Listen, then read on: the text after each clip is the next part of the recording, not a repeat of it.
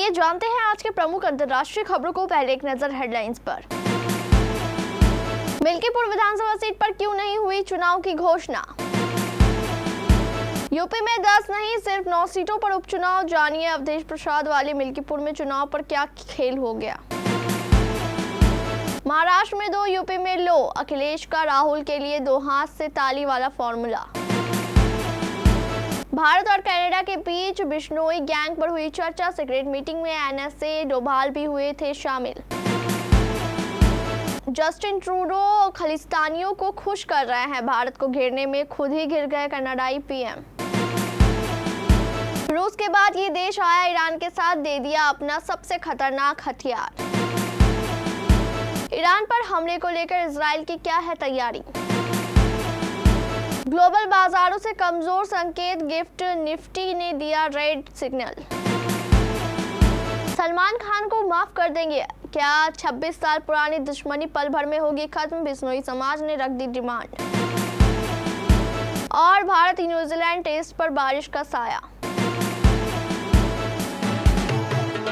उत्तर प्रदेश विधानसभा उपचुनाव की तारीखों का ऐलान हो गया है। इलेक्शन कमीशन ने महाराष्ट्र और झारखंड विधानसभा चुनाव के साथ उपचुनाव का भी शेड्यूल जारी कर दिया है।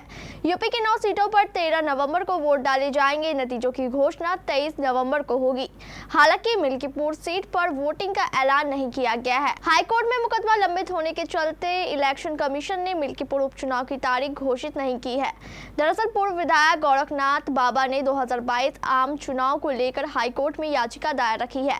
ये याचिका 2022 विधानसभा चुनाव में हारने के बाद गोरखनाथ बाबा ने सपा के अवधेश प्रसाद के चुनाव जीतने को लेकर दायर की थी, जो हाई कोर्ट में लंबित है। मालूम हो कि यूपी की जिन 10 सीटों पर विधानसभा उपचुनाव होना है उनमें 5 सीटें समाजवादी पार्टी, 3 बीजेपी और 1 राष्ट्रीय लोकदल और निषाद पार्टी ने जीती थी। इन सीटों में मैनपुरी की करहल, कानपुर की सीसामऊ, प्रयागराज की फूलपुर, अंबेडकर नगर की कटेहरी, मिर्जापुर की मछुआ, अयोध्या की मिल्कीपुर, गाजियाबाद सरद, अलीगढ़ की खैर, मुजफ्फरनगर की मीरापुर और मुरादाबाद की कुंदर की सीट शामिल है। उत्तर प्रदेश में उपचुनावों के शेड्यूल का ऐलान तो हुआ है, लेकिन एक सीट को लेकर तस्वीर साफ नहीं हुई है। चुनाव आयोग के मुताबिक 13 नवंबर को यूपी में विधानसभा की खाली सभी 10 सीटों में से 9 सीटों पर ही वोटिंग होगी। इन सभी 9 सीटों पर वोटों की गिनती 23 नवंबर को होगी और इसी दिन चुनावी नतीजे आएंगे। महाराष्ट्र और झारखंड विधानसभा के चुनावी नतीजे भी 13 नवंबर को आएंगे। हालांकि यूपी में मिल्कीपुर विधानसभा में होने वाले उपचुनाव का अभी ऐलान नहीं किया गया है। इसको लेकर लोग तरह तरह के सवाल कर रहे हैं। कांग्रेस ने आरोप लगाया है कि जैसे फैजाबाद, अयोध्या में लोकसभा चुनाव में अवधेश प्रसाद ने बीजेपी को हराया, वैसे ही हार के खतरे को देखते हुए मिल्कीपुर में उपचुनाव नहीं कराया जा रहा है। पर मिल्कीपुर उपचुनाव नहीं होने की एक वजह जो सामने आई है वो अलग है। यूपी में विधानसभा चुनाव साल 2027 की शुरुआत में होने हैं। पिछले 2 चुनावों से लगातार बीजेपी जीत रही है। 14 सालों के वनवास के बाद 2017 में यूपी में बीजेपी की सत्ता में वापसी हुई थी और योगी आदित्यनाथ पहली बार राज्य के मुख्यमंत्री बने थे। तब से अब तक यूपी के राजनीतिक हालात बहुत बदल गए हैं। मायावती की पार्टी बीएसपी दिन ब दिन कमजोर होती जा रही है। यूपी की 4 बार मुख्यमंत्री रह चुकी मायावती के सामने अब बड़ी चुनौती अपने जाटव वोट बैंक को बचाने की है। आजाद समाज पार्टी के सांसद चंद्रशेखर आजाद दलित नौजवानों में लोकप्रिय होते जा रहे हैं। भारत और कनाडा में खालिस्तान समर्थक अलगाववादियों को निशाना बनाने के आरोप के बीच राष्ट्रीय सुरक्षा सलाहकार अजीत डोभाल ने पिछले सप्ताह सिंगापुर में कनाडाई अधिकारियों से मुलाकात की थी। इस दौरान इस मुद्दे पर भी चर्चा हुई थी कि भारतीय एजेंट कनाडा में खालिस्तानी अलगाववादियों को निशाना बनाने के लिए लॉरेंस बिश्नोई गैंग का इस्तेमाल कर रहे हैं। बताया गया है कि कनाडाई अधिकारियों ने कथित सबूत भी पेश किए थे, लेकिन एनएसए ने इस पर तीखी प्रतिक्रिया दी थी। वॉशिंगटन पोस्ट की एक रिपोर्ट में कहा गया है कि एनएसए डोभाल ने शुरू में लॉरेंस बिश्नोई के बारे में ऐसा प्रतीत किया था कि वह उसके बारे में नहीं जानते, लेकिन बाद में उन्होंने इस बात को मान लिया था कि बिश्नोई जेल से भी इस तरह की वारदात को अंजाम दे सकता है। कनाडा के पीएम जस्टिन ट्रूडो ने एक बार फिर भारत पर हिंसा के आरोप लगाया है, जिससे दोनों देशों के बीच कूटनीतिक विवाद बढ़ गया है। कनाडा के प्रधानमंत्री जस्टिन ट्रूडो ने भारत पर गंभीर आरोप लगा दिए हैं, लेकिन इसके लिए वह अपने देश में भी घिरते नजर आ रहे हैं। कनाडा के राजनीतिक टिप्पणीकार और पत्रकार भी मान रहे हैं कि कनाडाई पीएम जनता को उन आरोपों के पक्ष में पुख्ता सबूत देने में विफल रहे हैं जो वह भारत पर लगा रहे हैं। कनाडा के एक्सपर्ट ट्रूडो के कदम को खालिस्तीनियों को खुश करने की कोशिश भी कह रहे हैं। ट्रूडो के बयान के बाद भारत और कनाडा में हुए घटनाक्रम पर कनाडा के एक वरिष्ठ पत्रकार डैनियल बोर्डमैन का मानना है कि सरकार के इस कदम से कनाडा को ही नुकसान होगा। उन्होंने एक्स पर लिखा, भारत के साथ तनाव के बाद जस्टिन ट्रूडो फिर से जनता को पुख्ता सबूत देने में विफल रहे। राजनयिकों को निष्कासित कर दिया गया है और हम सिर्फ भरोसा करो के दौर में हैं। इससे कनाडा को व्यापार में अरबों का नुकसान हो सकता है। ये सब जखमीत और खालिस्तानी मंत्रियों के गिरोह को खुश करने के लिए किया जा रहा है।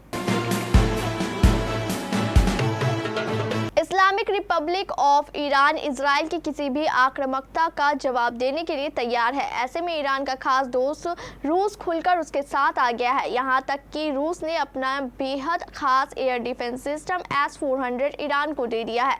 लेकिन जंग के हालात अगर बने तो ईरान का दोस्त चीन भी उसके साथ मोर्चा संभालेगा। ईरान के supreme leader Ayatollah Ali Khamenei जब जनता के बीच संबोधन कर रहे थे, तब ईरान का खास दोस्त मुल्क चीन हथियारों के जरिए दुश्मन के खिलाफ मोर्चा संभाले था। उसे जरा भी खतरे का अंदाजा होता तो वह काम को अंजाम भी दे देता। चीन ने जिन हथियारों से मोर्चा संभाला हुआ है उसमें लगे डिवाइस दुश्मन की मिसाइल और ड्रोन को देखते ही निशाना बनाकर खत्म कर देते हैं। गाजा में जारी जंग में अब तक हजारों लोगों की जान जा चुकी है। कुछ लोगों ने अपनों को हमेशा के लिए खो दिया तो कुछ ऐसे लोग हैं जो अपनों से इस कदर बिछड़े हैं कि ये भी मालूम नहीं कि वो दोबारा मिल पाएंगे या नहीं। एक ऐसे ही परिवार की कहानी अमेरिकी मीडिया में छपी एक रिपोर्ट सुलझाती है कि 2 हफ्ते पहले इजराइल पर हुए ईरान के मिसाइल हमले की जवाबी कार्रवाई में इजराइल ईरान के तेल या फिर परमाणु ठिकानों पर हमला नहीं करेगा। इजरायली अधिकारियों ने कहा है कि वो अपने देश के हित को ध्यान में रखकर आखिरी फैसला लेंगे।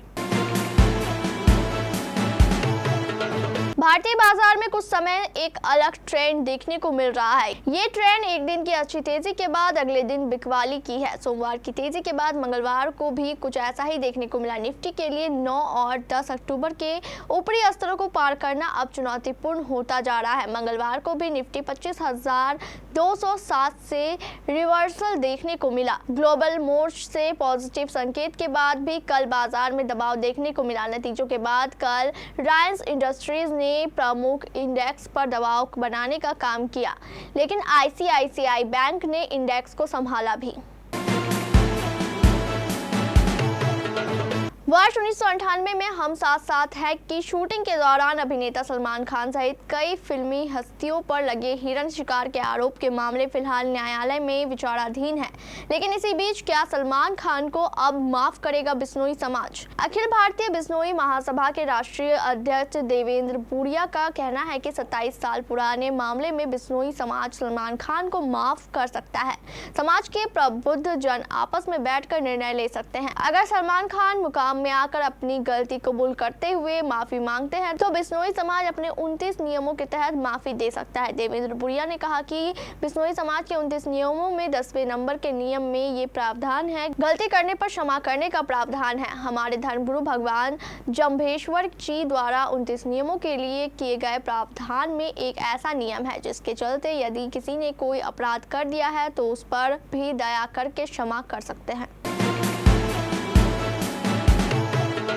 भारत और न्यूजीलैंड के बीच कल 3 टेस्ट की मैचों की सीरीज का पहला दिन था। सीरीज के बाकी 2 टेस्ट पुणे और मुंबई में खेले जाएंगे। भारत और न्यूजीलैंड के बीच 3 मैचों की टेस्ट सीरीज का पहला टेस्ट बेंगलुरु में था।